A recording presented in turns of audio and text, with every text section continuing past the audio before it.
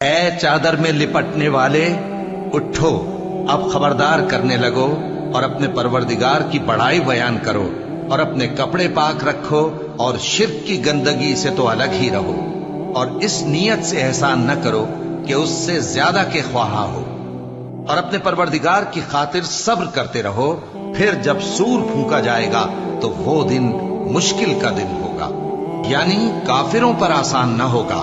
मुझे उस शख्स से समझ लेने दो जिसको मैंने अकेला पैदा किया और मैंने उसको बहुत सा माल दिया और हर वक्त हाजिर रहने वाले बेटे दिए और उसको हर तरह के सामान में वुसअत दी, फिर भी लालच रखता है कि मैं उसे और ज्यादा दूं। ऐसा हरगिज नहीं होगा। ये हमारी आयतों का बड़ा मुखालिफ रहा है।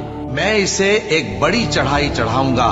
इसने गौर व फिक्र किया और एक बात ठहरा ली, ये मारा जाए। इसने कैसी तजवीज की